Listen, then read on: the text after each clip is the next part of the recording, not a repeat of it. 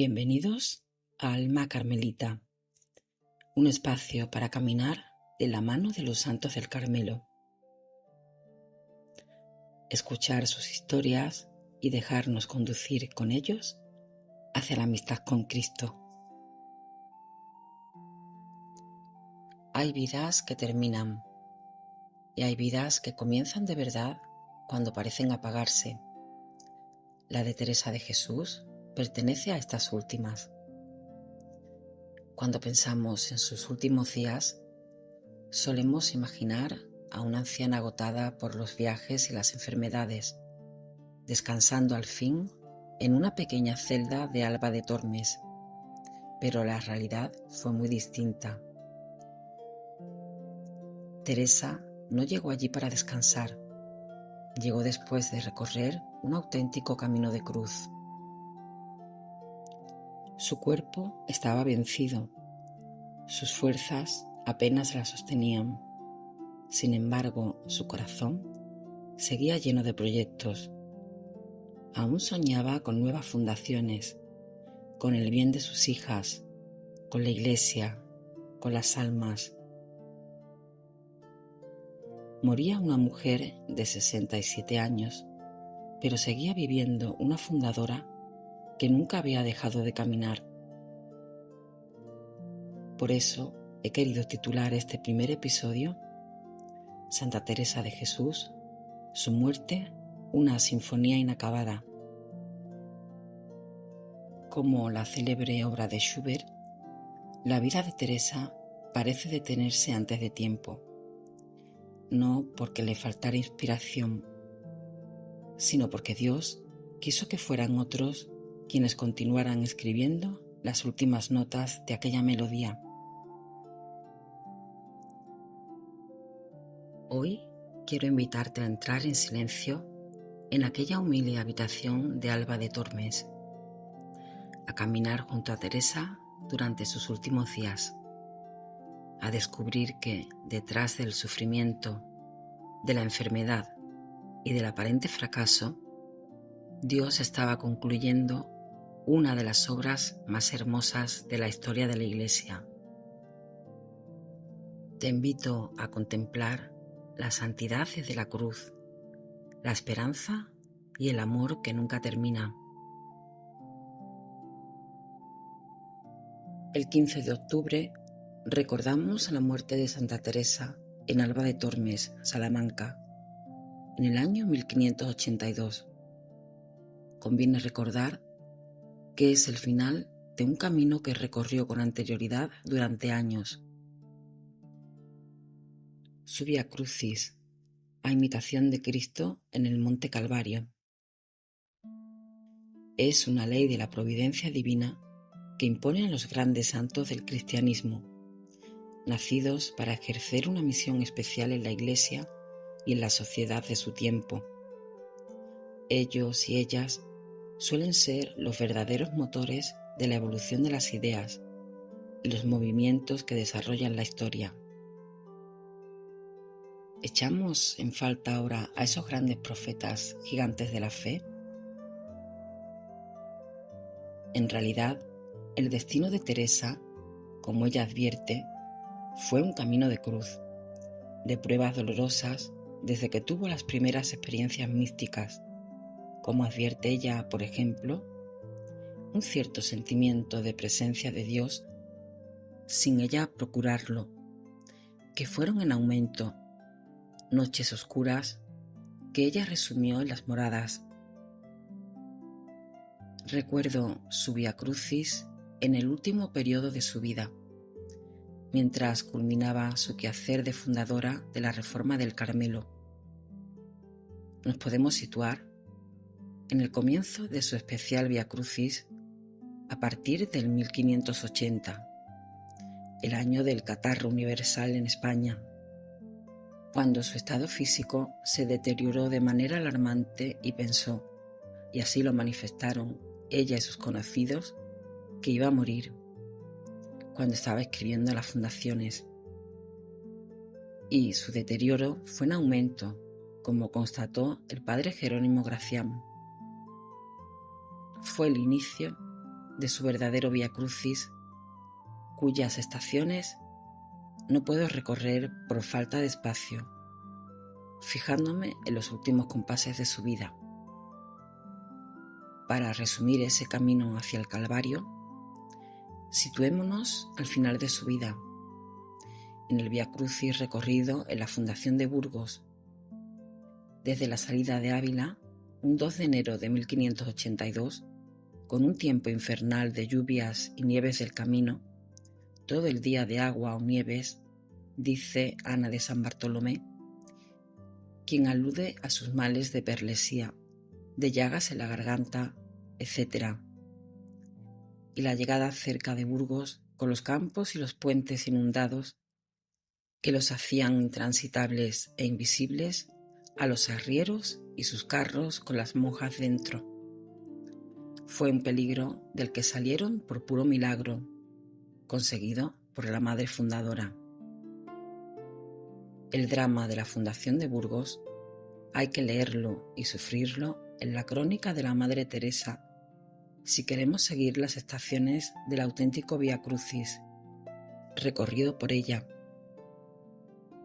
Sus cartas son otro excepcional testimonio, así como el testimonio de Ana de San Bartolomé, su sombra buena como una fiel enfermera en su escrito Últimos años de la Madre Teresa de Jesús, y en algunos escritos del padre Jerónimo Gracián. Comencemos recordando, como telón de fondo, su carencia de salud muy agravado en este periodo de su vida, soportando un cuerpo con gravísimas enfermedades. Ana de San Bartolomé alude a que, ya en el camino hacia Burgos, Teresa sufrió mal de garganta y perlesías, parálisis que le dificultaba el habla. Pero tenemos una información de un técnico en enfermedades, el doctor Aguiar, que la examinó y nos ha dejado un diagnóstico de un valor incalculable que conviene conocerlo, aunque de modo parcial, en sus propias palabras. Y conoció a la dicha santa, tan desencuadernada y desencajados los huesos, que fuera lástima que se le debía de tener. Tantas heridas como se le parecían en corazón y cabeza, y en todas las junturas y en el estómago y en todos los miembros de su cuerpo, que tenía convulsiones, desmayos, destilaciones, vómitos y otra inmensidad de males. Sin comentarios. Pensemos que sufriendo este Vía Crucis, la Madre Teresa tuvo que enfrentarse no solo con los problemas personales de una salud en ruinas, sino los que conllevaba una fundación, y de manera especial la última de Burgos, una de las más trabajosas de las realizadas por ella. Y a su situación personal y a las preocupaciones de la fundación había que añadir la baraúnda de cartas y negocios previos, como recuerda la fundadora, en las cartas a las monjas de Soria. Releyendo su crónica, se puede concluir que racionalmente no se puede explicar que una mujer vieja y vejezuela, como se sentía ella al menos desde el año 1574, con 59 años, haya podido fundar 3 conventos de monjas, Valencia, Soria y Burgos, entre 1581 y 1582. La Madre Teresa pensó que la fundación de Burgos sería fácil, conociendo que la licencia estaba asegurada, dada de palabra por el señor arzobispo de Burgos, que pasó por Valladolid, pero resultó ser la primera estación de su Vía Crucis. Ya en su sede, se negó a concederla por escrito, como hemos leído en la última fundación. Una de las razones de más peso era que no aceptaba la fundación sin asegurar la subsistencia de las monjas, no fundada en las limosnas del pueblo, sino en las rentas del capital acumulado por las dotes de las candidatas. Mientras tanto, Teresa y la comunidad, sufriendo los inconvenientes por la tardanza, viviendo primero en casa de la fundadora, después en una de las habitaciones del hospital a plazo fijo, soportando los gritos de los enfermos y asistiendo a misa en una iglesia de la ciudad, sin tener las monjas medios adecuados para caminar por sus calles, como recuerda entre bromas y de veras el padre Gracián. Un paso doloroso de su calvario, al menos así lo pienso, fue la huida del padre Gracián, el provincial, en febrero para predicar en Valladolid la Cuaresma y definitivamente después de un paso relámpago en el mes de mayo. Desde entonces, los dos amigos entrañables no volvieron a verse más en la tierra, pero nos han quedado los testimonios escritos del dolor de la Madre Teresa, que se sintió desamparada no solo del amigo entrañable, sino del superior que le ayudaba a llevar la cruz, como consta en las cartas escritas en este periodo de tiempo y que deberíamos de leer con mucha atención. Leyendo este relato, me pregunto si, conociendo tantas cruces, ahora nos podemos preguntar si el sufrimiento causado por el Vía Crucis no implica un plus de fortaleza de los seres humanos, un milagro de la genialidad de la fundadora Teresa. Después de lo sufrido en el camino de ida y las peripecias de la fundación, todavía le quedaba soportar el Vía Crucis del retorno a casa, el sufrido en las comunidades de Valladolid y Medina, un verdadero calvario para la fundadora, tan enferma. Lo mismo, digamos, del cambio de destino, de Ávila a Alba de Tormes, forzado por el superior descalzo de turno, y el camino desde Medina hasta el lugar de su muerte. He comenzado recordando los caminos andados por la Madre Teresa después de la turbulenta e inacabable fundación de Burgos desde enero a abril de 1582. Aunque continúa allí algún tiempo más, Teresa hubiera preferido descansar, retirarse a su querido convento de San José en Ávila, para repensar despacio lo que ha hecho en sus fundaciones, lo escrito en libros, en las hojas volanderas de sus cartas, y seguir maquinando en su imaginaria y talento sus deseos y lo que quedaba por hacer. Conociendo su trayectoria mental de lo deseado y pensado, creo que una de sus principales preocupaciones sería la soñada fundación de Madrid, al menos desde el año 1575, la licencia del cardenal Quiroga, de quien dependía eclesiásticamente Madrid hasta finales del siglo XIX, le llegó todavía en vida, pero cuando ya no le quedaban fuerzas ni tiempo para realizarla. Pero como estos y otros sueños se frustraron, asistamos a lo que realmente sucedió, reviviendo mental y afectivamente el cuadro de su muerte. Una celda austera de un convento de la Reforma teresiana, en Alba de Tormes. La Madre Teresa agoniza con paz, repite salmos dando gracias a Dios y esperando de Cristo la salvación. Dice que muere hija de la Iglesia, que la ha hecho gozar y sufrir, a la que ha servido todo lo que ha podido, y le han dejado no todo lo deseado y preferido, por ser ella mujer. Pide perdón por sus pecados, da consejos y expresa deseos de caminar, porque ha llegado la hora de conocer mansiones más deleitosas que las de la tierra. No le preocupa el lugar de su enterramiento, optando por el lugar donde está. Al menos eso es lo que nos han transmitido algunos testigos albenses. Seguimos junto a su lecho de muerte. La moribunda, Está rodeada de las monjas de la comunidad. La más cercana y apenada es, sin duda, su fiel y amorosa enfermera, Ana de San Bartolomé. Con el alma afligida por la inminente despedida, también estaba presente el sacerdote que le administró los últimos sacramentos. Pienso que si, por un milagro, ella hubiese podido hablar después de muerta, podría haber dicho: es una pena haberme muerto ahora, tan pronto y sin esperarla, cuando me quedaban todavía tantas cosas por pensar y por hacer.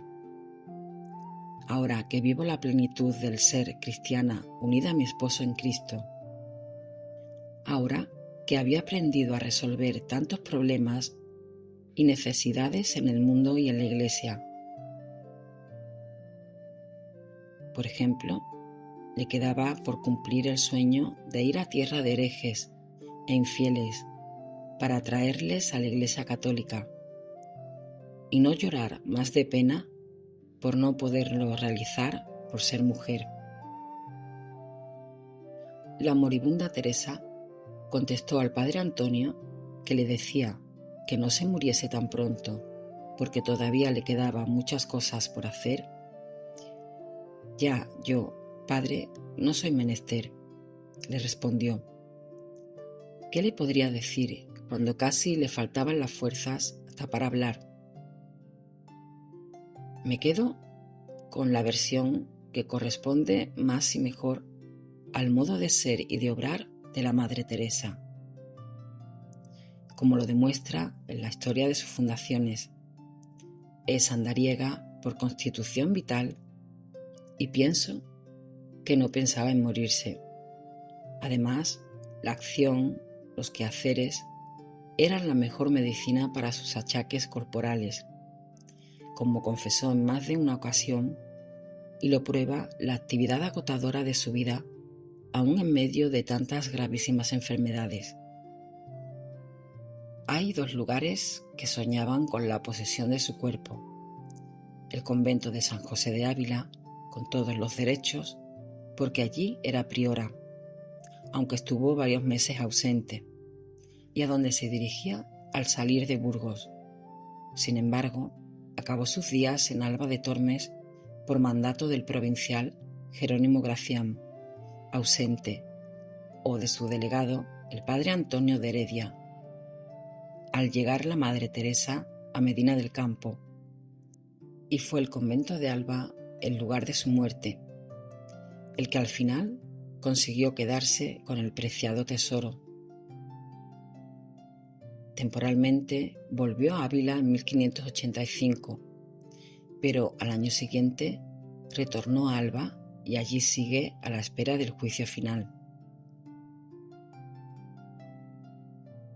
Hemos recordado el momento de la muerte de Teresa, que era mi principal intención, pero la historia posterior al suceso es muy rica, como narran los testigos del suceso. Fueron momentos apoteósicos que no caben en una sencilla crónica. Acaecieron milagros en torno a su sepulcro y con posterioridad que sirvieron para iniciar los procesos para su beatificación y canonización en 1591. Fue beatificada en 1614 y canonizada en 1622, como es sabido. Recuerdo solo un hecho prodigioso, además de muchas curaciones del cuerpo y del alma: la conservación de su cuerpo incorrupto durante decenios, con la frescura del primer día, sin haber sido embalsamado, sino más bien maltratado en el lugar de enterramiento en la iglesia de las Carmelitas Descalzas de Alba. Concluyó diciendo que no todo acabó con la muerte, sino todo lo contrario. La figura de Teresa sigue viva en la iglesia, la familia del Carmelo, la ciudad de Ávila y de Alba, en la de tantos peregrinos que frecuentan los lugares teresianos. Ella, con su vida y con su muerte, es un testigo cualificado de que Dios existe y eligió a Teresa como testigo de esta verdad. Convencida de esa verdad y con ayuda, ha realizado una obra de gigantes al servicio de la Iglesia cristiana y de la humanidad, y lo sigue haciendo, porque Teresa vive en sus escritos, sobre todo en los escritos de su mano milagrosamente conservados, y vive en todos los seguidores de su camino de creatividad cristiana y de humanismo. Por todo ello, Teresa de Jesús es una mujer universal. El título propuesto por lo inacabado de los proyectos de la Madre Teresa, la historia se completa con un apéndice. La sinfonía de su vida no acabó con su muerte, sino que los sucesos póstumos la han completado con incalculables acordes escuchados en grandes obras realizadas en su memoria. Su muerte fue el comienzo de una glorificación posiblemente sin precedentes.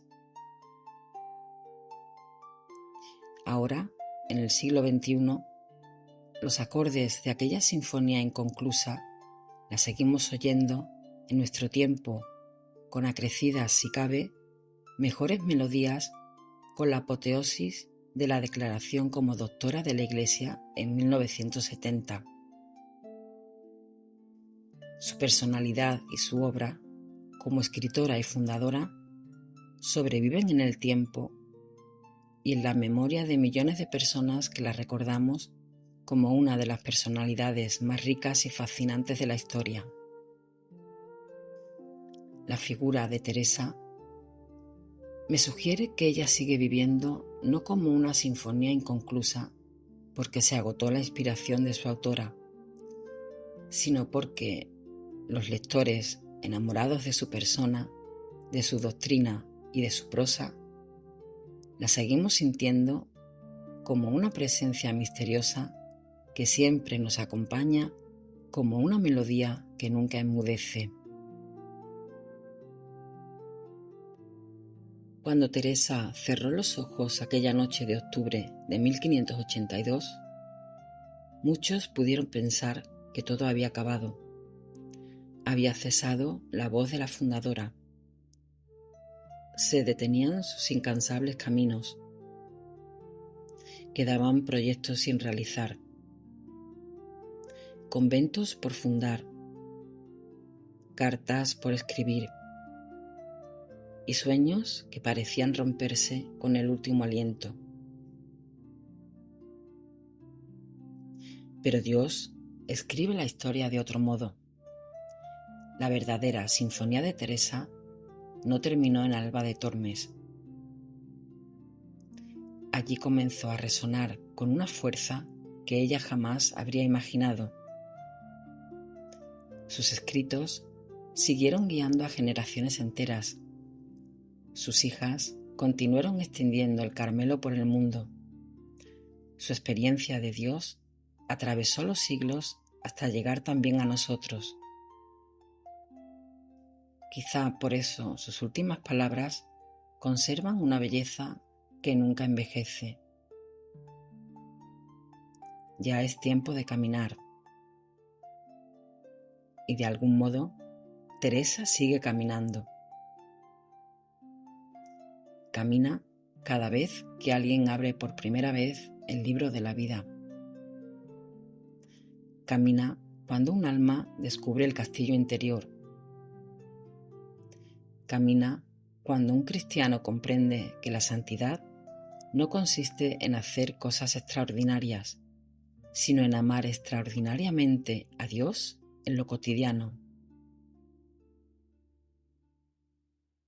Tal vez esa sea la razón por la que la muerte no fue un final, sino un comienzo. Porque las sinfonías que Dios compone nunca quedan inconclusas. A veces simplemente cambia de intérpretes.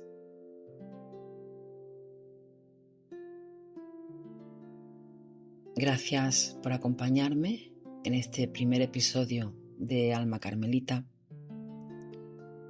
que Santa Teresa de Jesús nos enseña a vivir con la mirada puesta en Cristo para que también nuestra vida, con sus luces y sus cruces, llegue a convertirse algún día en una humilde melodía para la gloria de Dios.